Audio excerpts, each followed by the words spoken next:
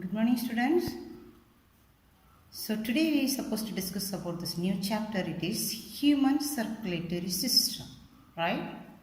And in this chapter we have to discuss about this human heart and its function, the structure of this human heart and its function. Hope you may learn about this basic structure of this human heart and its function in the lower classes also. Anyhow, we are going to learn a little more elaborately in this session. Fine? Okay, let us move to the topic, right? So first we can see about some basic information about the structure of this human heart. The first of all, this structure of this human heart is first described by the person Raymond D. Wiesens, right? The person is Raymond D. Wiesens.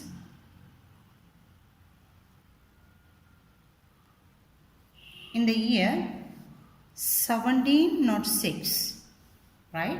He is the first person one could describe about the structure of this human heart, right?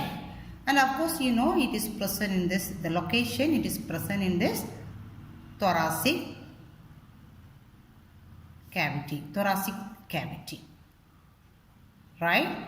Then this heart is made up of this special muscle that is known as cardiac muscle.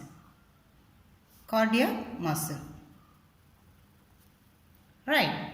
And its weight for human adult weight is, human heart for adult weight is, it is 300 grams. Is it clear? And if we see the size of this heart roughly, we can say it is about this one, closed fist.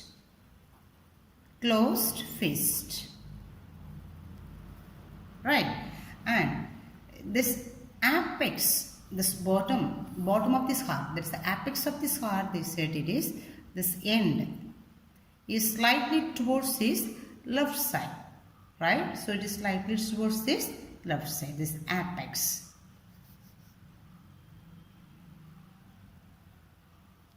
Clear? Then of course you know this heart is made up of these chambers, and the human heart is made up of 4 chambers. 4 chambers. Right, it is made up of these 4 chambers, and of course we are going to learn about this structure detail in this with a diagram. So this is the basic information I give now, right? Okay, and this heart is made up of this cardiac muscle, we say, and this heart wall is made up of these 3 layers. The heart wall is made up of the 3 layers. The layers are, the outermost layer is epicardium, and middle layer is myocardium, and the innermost layer is endocardium. So this is the 3 layers of this heart of this wall, right? Epicardium, myocardium, as well as this endocardium, right? And then between this layer, there will be the space. So between these 3 layers, between this epicardium and myocardium, and between this myocardium and endocardium, there is a space. So this space is known as pericardial space. The same here also, pericardial space, right? And this space is filled with the fluid. That fluid is known as pericardial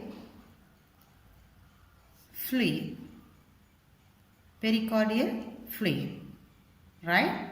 And then this myocardium, so this myocardium consists of one of this, irregular arrangement of these fibers. So ridges of muscular fibers, they say. This myocardium consists of these ridges of muscular fibers. So that we can show in this figure.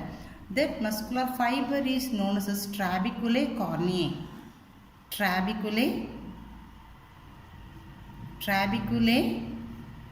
corneae. Okay, so this trabeculae corneae only modify into chordae tendineae. chordae tendineae. Okay, so actually this is responsible for this closure and opening of the semilunar valves that I will discuss later. So this is this muscle used for this closure and this opening of the semilunar valves, which is present in this pulmonary artery and the pulmonary vein. I'm sorry, in the aorta, right? Okay. Then, and this muscle is connected at this apex with the help of this papillary muscles.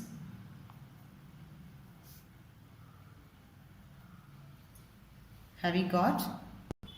So this chordae tendineae is attached to this lower end of this heart with the help of this muscle. It is known as papillary muscles, right? And let me show this figure and you can understand. So this is the structure of this heart, and of course the points we said, it is located in the thoracic cavity, and the heart is made up of this cardiac muscles, and its weight is 300 gram, and roughly its size is closed fist. Okay, and this is the apex region. This apex region is slightly towards this left side of this body, right? Left side of the body. This is the apex region, right? Okay, and it consists of the four chambers. The auricle or atrium is smaller in size, and this ventricle is larger in size. So here it is mentioned right atrium, and this is left atrium, and right ventricle, and this yellow color, it is left ventricle. This is the four chambers, right? And the wall of the heart. So as we said, the wall of the heart is made up of these three layers, that is epicardium, myocardium, as well as this endocardium, right? And between this it consists of this pericardial space, and the pericardial space is filled with the pericardial fluid, right? And so in this figure we can say about this trabeculae carneae. So this is the ventricle. As we said, the layer myocardial layer consists of this irregular muscular ridges that is known as trabeculae carneae, and this trabeculae carneae only modified as chordae tendineae, just we discussed, right? So this is the chordae tendineae. So this muscular ridges, and this chordae tendineae is attached to the lower end of this heart with the help of this papillary muscles, but it is not mentioned here. So this chordae tendineae is attached to this base of this heart with the help of this papillary muscles. Okay, and this chordae tendineae is responsible for this closure and opening of this semilunar valves, right? Semilunar valves means it is so here semilunar valve. The semilunar valve is noted here, and this is present in this aorta as well as the pulmonary artery. Clear? And now we can go for this chambers and the blood vessels and its function. Okay, shall we? So let us go for the structure of this human heart. Okay, actually this is not the exact structure of this human heart. So if I give you a rough diagram, so it will help you to pick up these structures very soon, right? Okay, so of course we said the heart is made up of this heart muscles, and it is cardiac muscles, and it is covered by the pericardial membrane, and its layers everything, right? And of course we know this heart is made up of four chambers, right? And this two auricle and as well as two ventricle. Sorry. So the auricles are smaller in size and the ventricles are larger in size, right? So this uppermost chambers are called auricle and the lower chambers are called ventricle. So here we can give one partition. Okay, and so this uppermost chamber is divided into two. That is, so right side we could say it is a right auricle, and this is left auricle. Okay, and the same way ventricle also divided into two divisions. So this is right ventricle and this is left ventricle. Have we got? Then this auricle, right auricle and the left auricle is divided by this crossover, the septum. So that is known as auriculoventricular interauricular septum. Interauricular septum. Okay, and meanwhile in this ventricle, between this ventricle also there is a cross wall or septum that is known as interventricular septum.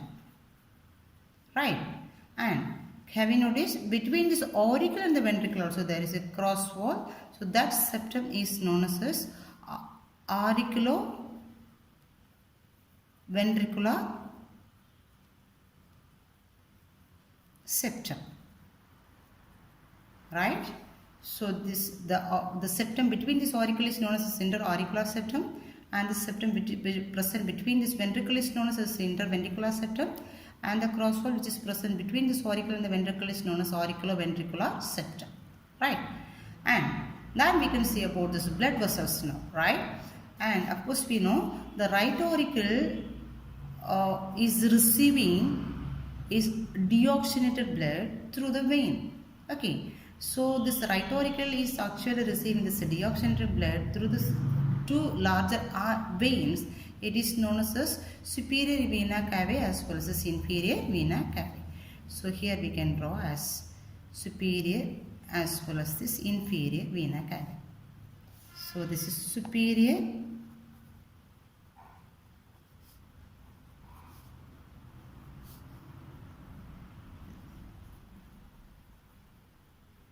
and inferior vena cava.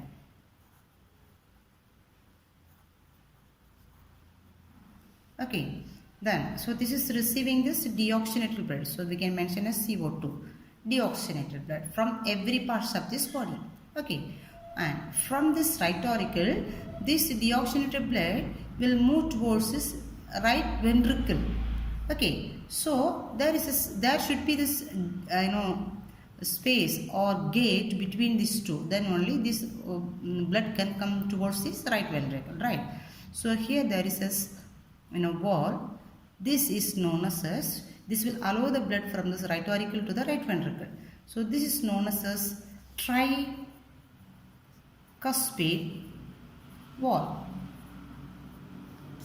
Okay, and meanwhile when this right auricle is receiving the deoxygenated blood through the superior and the inferior vena cava, this left auricles will receive this oxygenated blood.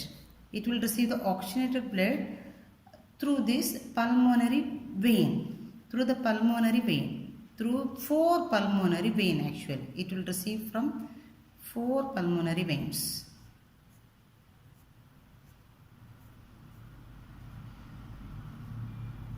It will receive through four pulmonary veins.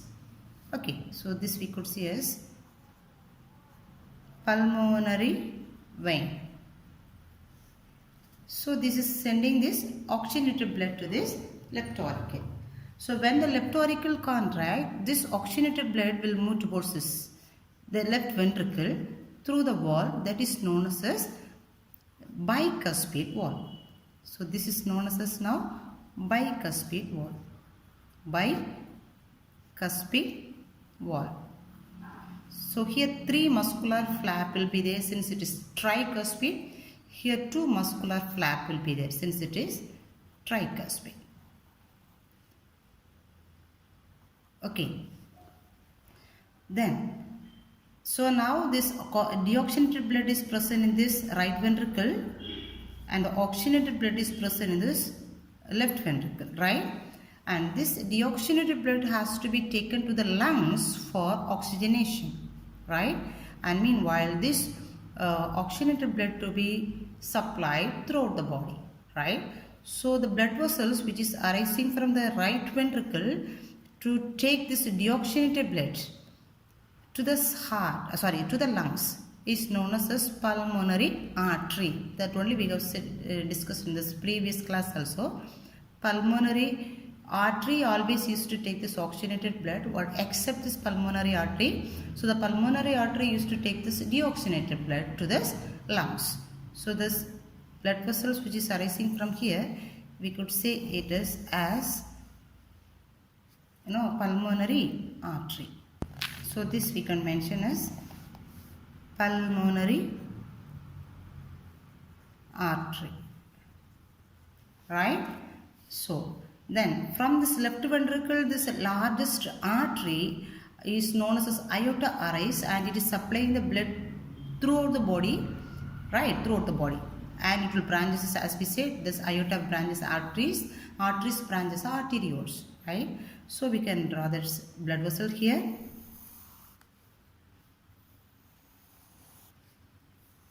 So this is the largest artery, aorta. It's going to supply this oxygenated blood throughout the body. Do you understand? So this we could say as aorta. Okay, and so this aorta will branch in the arteries, right? And so here in these blood vessels, in the pulmonary artery as well as in the aorta, this when the ventricle contract, the blood is pumped towards these blood vessels. So here in these vessels it consists of the wall. So here it consists of the wall. This wall is regulating the flow of the blood inside these blood vessels. So these valves are known as semilunar valves, right? This is known as semilunar valves. So it is half moon-like structure. That's why this it is a semilunar valves, right? Three flap. This flap is look like as half moon. So it is known as semilunar valves. Okay. Then this bicuspid valve, actually it is otherwise known as mitral valve. Mitral valve. Do you understand?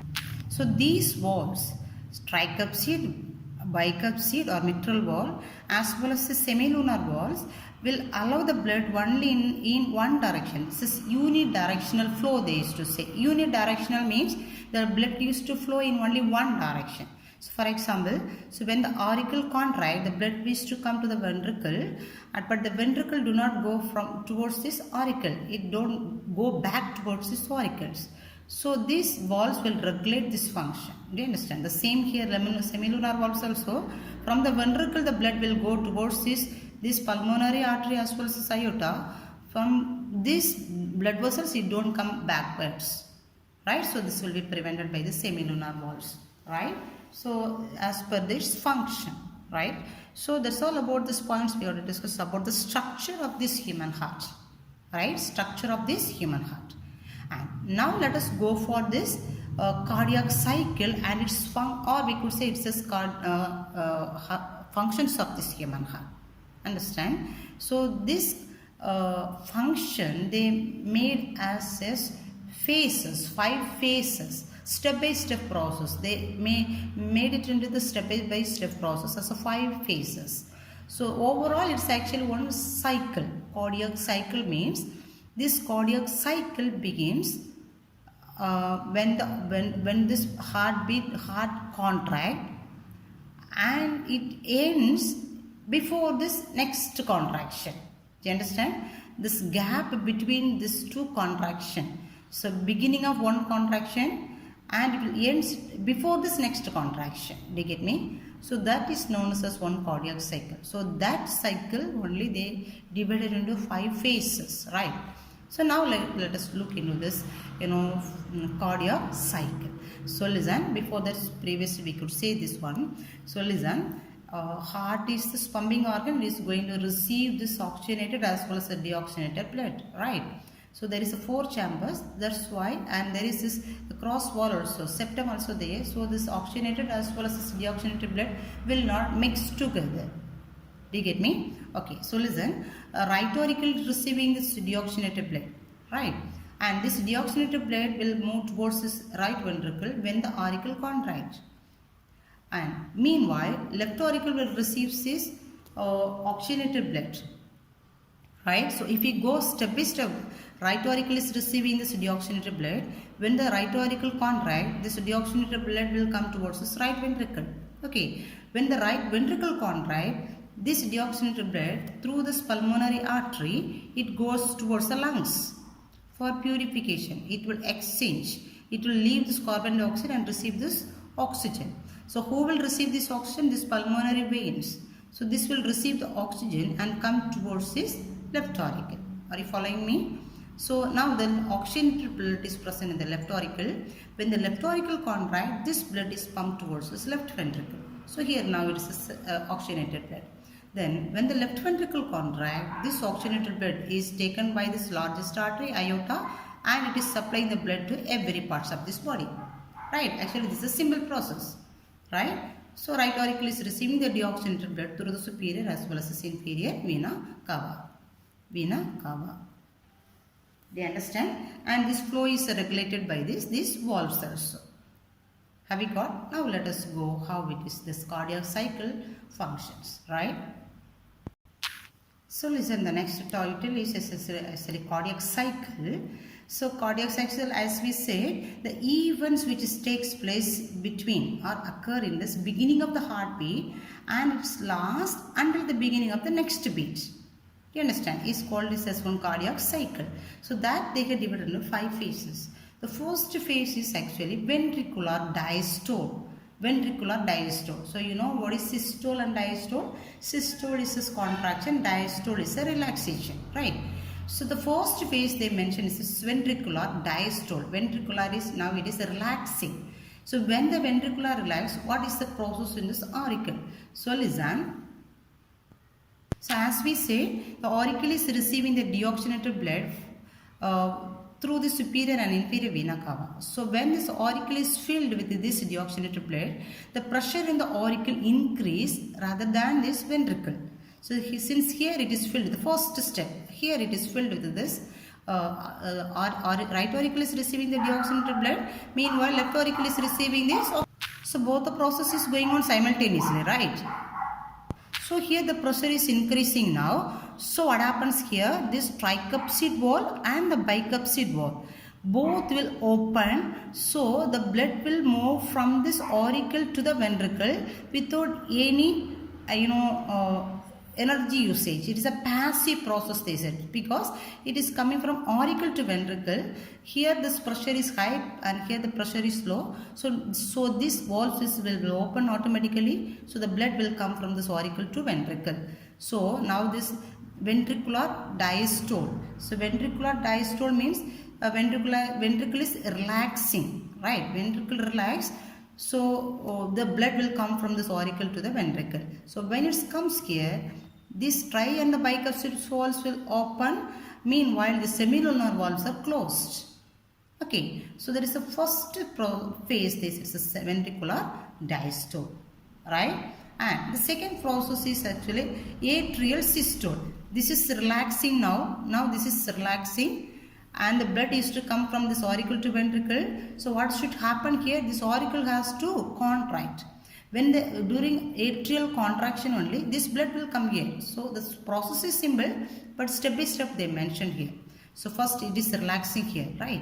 And the second process, this auricle is going to contract now, right? So that they mention as this first phase. Actually here, phase 2. So phase 2, what happens here? Here atrial systole. Okay, atrial systole. So during atrial systole, this auricle is going to contract now, right? So when the auricle contracts, it is pushing the maximum volume of the blood from the auricle to the ventricle, right? And how long this contraction will be going on? Until this ventricle is receiving the maximum volume of the blood inside this ventricle. So now both the ventricle is going to receive this blood. How long? Until it's reaching its maximum stretch. So maximum volume. So that volume is known as end diastolic volume. Now it is relaxed. So full blood is coming from the auricle to the ventricle. So the maximum volume we could say it is end diastolic volume. EDV. It's one of this very important term. End diastolic volume in the science. It is a maximum amount of this blood which can reach inside this ventricle is known as end diastolic volume. So this end diastolic volume is based on this muscle fiber which is present in the ventricle. As per the muscle fiber, it will stretch, and as per the stretching capacity, this volume also will be there. Maximum it stretches, maximum amount of this blood will be collected inside this ventricle. So that is this end diastolic volume. Have we got? Okay. And the third phase. The third phase is ventricular systole. So once it is filled with the blood, now this ventricle is going to contract. Right? So the third phase is ventricular systole. So the third phase is ventricular systole. Right? And let us see what happens here. So during this ventricular systole, now the pressure is increased here in the ventricle than this auricle. So this high pressure will make this tri and the bicuspid walls used to close. So because the blood has to go towards this pulmonary artery and the aorta, right? This is the pulmonary artery and this is aorta. So the blood should not backflow towards this auricle. So this tricuspid and the bicuspid wall must close. So the pressure, the high pressure inside this ventricle now, it will force this this tri and this bicuspid walls to close. Okay, and the blood will be pumped towards this aorta as well as in this pulmonary artery. Aorta as well as in the pulmonary artery. Do you understand? That is this ventricular systole. So during this systole, they say this muscle fibers as well as this volume of this ventricle will not change. It remain constant. So that why this is isovolumetric contraction. Isovolumetric contraction. Isovolumetric contraction in the sense, during this ventricular systole, the fibers which is present in these muscles as well as the volume of this ventricle will not change. It remains constant. That's why it is mentioned as isovolumetric. Iso means the same, right? Isovolumetric contraction. The volume do not change, right? And the next phase, the fourth phase is this ventricular systole only. Here it is going to the first process, contraction, and the second process is just going to send or eject the blood into this blood vessels. The same process only, but it is split into two by step. First contraction is closing these valves and it is forcing the blood, and the second contraction it is going to eject the blood into these blood vessels. So that they mention as a next phase, right? So the next phase, fourth phase is ventricular systole, but here it is mentioned as ventricular ejection. But here it is mentioned as isovolumetric contraction, right? Here the next phase is ventricular ejection. So here it is going to send or eject the blood into this blood vessels, right?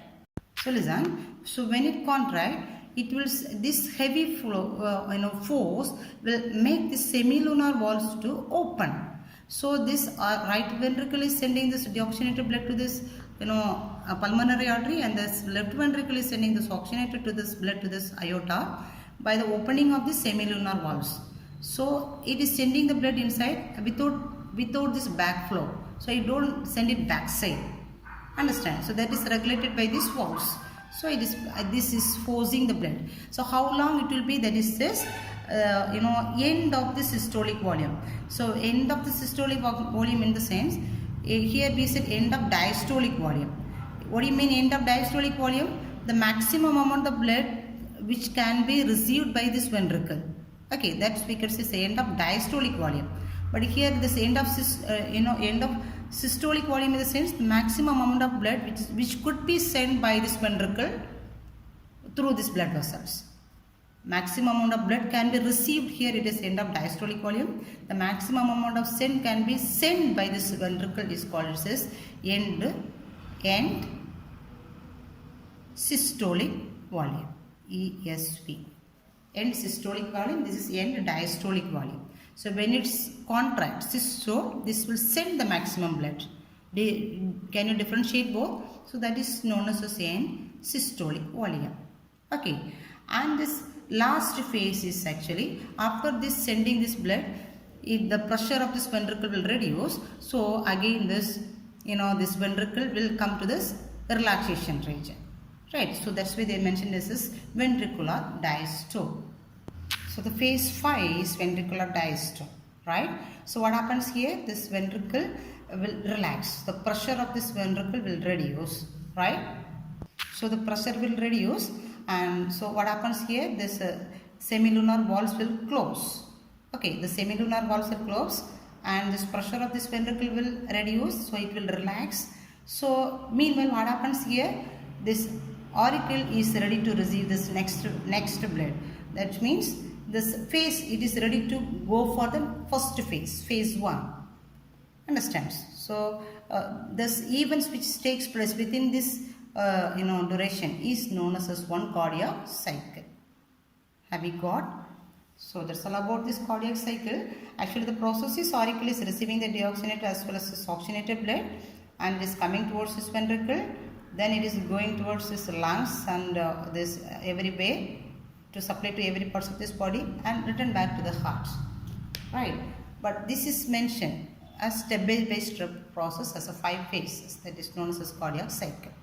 Okay, so hope we can complete this topic by this. Please watch all these videos as I said already and concentrate, and please try to learn these portions clearly. And before we meet in this next session, these 3 classes you must be covered, right? So if I go for the question wise, so if you go from the beginning of the chapter, major functions of the circulatory system, it is given as a flow chart, so that as well as body fluid you can learn for the first day, right?